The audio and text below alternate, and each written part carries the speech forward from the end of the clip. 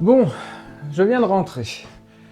Après plusieurs heures de marche dans une des forêts les plus isolées de Terceira, avec l'humidité, la boue, le vent.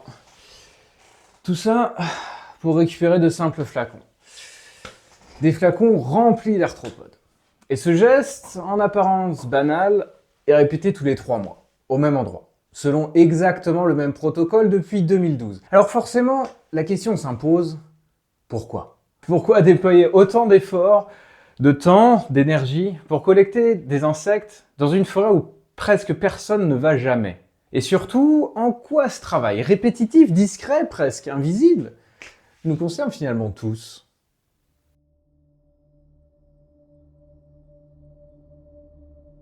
Quand on pense à la nature, on pense souvent à ce qui est visible. Les paysages, les arbres, les falaises, les volcans.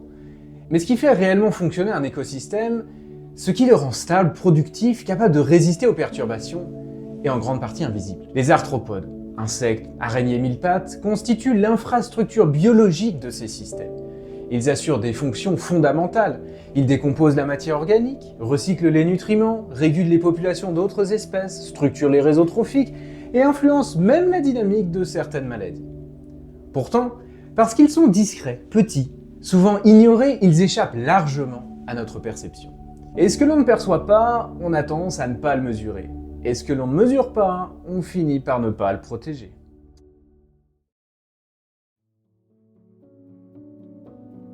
C'est là qu'intervient le monitoring écologique. Au cœur de la forêt, les pièges SLAM, Sea Land Air Malaise, sont conçus pour intercepter une grande diversité d'arthropodes, qui se déplacent dans l'air, sur le sol ou dans la végétation. Mais l'intérêt de ces dispositifs ne réside pas uniquement dans leur capacité à capturer des organismes. Leur véritable puissance vient de la standardisation et de la répétition. Même lieu, même méthode sur une durée longue.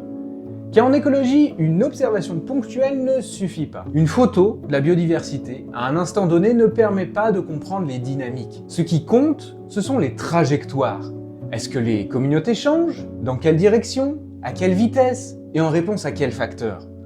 Ces réponses ne peuvent être abordées qu'avec des séries temporelles longues, construites patiemment, année après année.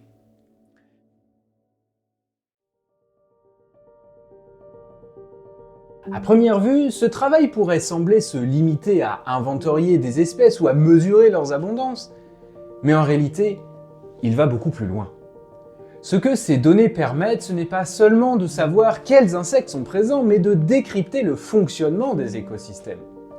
En analysant la composition des communautés, leur diversité taxonomique, mais aussi leur structure fonctionnelle, c'est-à-dire les rôles écologiques remplis par les espèces, on accède à une information beaucoup plus profonde, la manière dont les processus écologiques opèrent. Et c'est là qu'on peut faire le lien avec un concept central en écologie contemporaine, celui des services écosystémiques.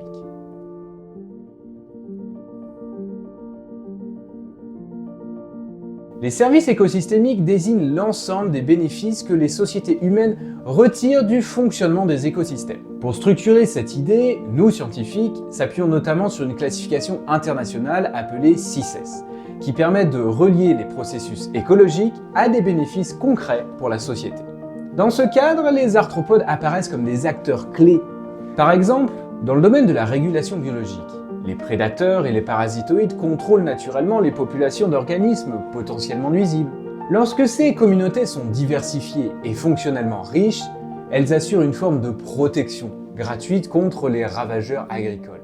A l'inverse, lorsque ces équilibres se dégradent, on observe souvent une augmentation des infestations, ce qui entraîne un recours accru aux pesticides, avec des conséquences économiques, environnementales importantes.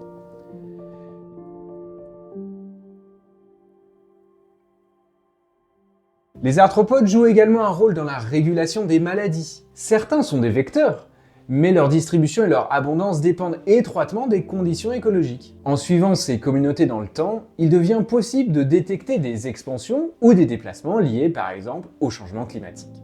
Le monitoring devient alors un outil d'alerte précoce, capable de signaler des risques émergents avant qu'ils ne se traduisent en crise sanitaire. De la même manière, les arthropodes du sol participent activement à la décomposition de la matière organique et au recyclage des nutriments. Leur activité conditionne la fertilité des sols, la dynamique du carbone et donc indirectement la productivité des écosystèmes et leur rôle dans la régulation du climat.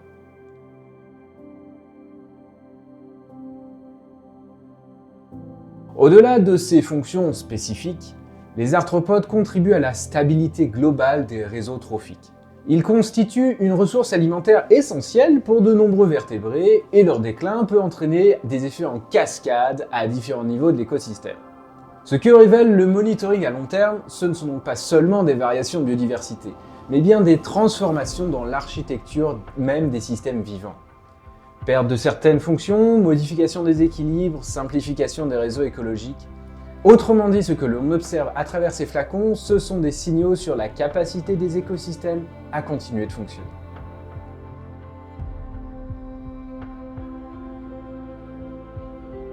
Dans ce contexte, les îles comme les Açores occupent une place particulière. Leur isolement a favorisé l'émergence d'espèces endémiques uniques, souvent hautement spécialisées. Mais cette singularité s'accompagne d'une grande vulnérabilité.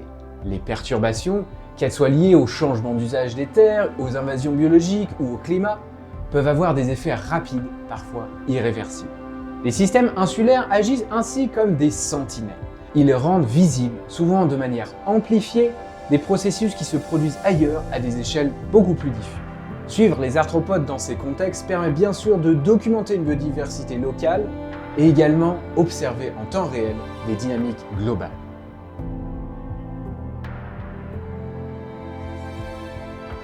Les données issues du monitoring permettent alors de construire des indicateurs robustes.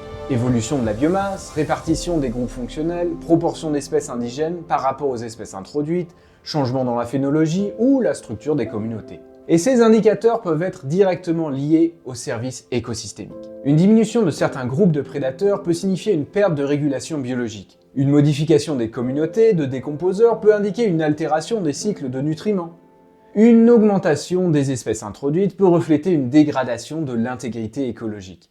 Chaque variation observée prend ainsi un sens fonctionnel et au-delà, sociétal.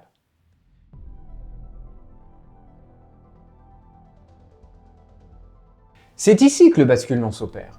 On ne parle plus simplement de biodiversité au sens descriptif, on parle de la capacité des écosystèmes à fournir des services essentiels. On parle de sécurité écologique. Et dans cette perspective, le monitoring à long terme cesse d'apparaître comme une activité scientifique parmi d'autres. Il devient une infrastructure, un dispositif essentiel pour suivre l'état du vivant, anticiper les changements et orienter les décisions. Un peu comme un réseau de stations météorologiques permet de prévoir le temps et d'anticiper des tempêtes, ces dispositifs permettent de détecter les dérives avant qu'elles ne deviennent critiques.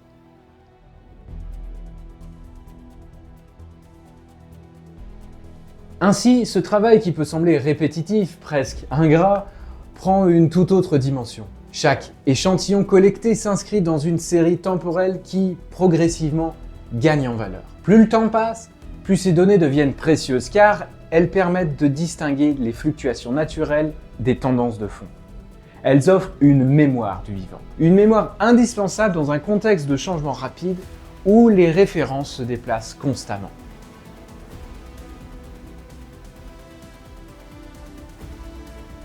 La prochaine fois que je retournerai dans cette forêt, je suivrai exactement le même protocole.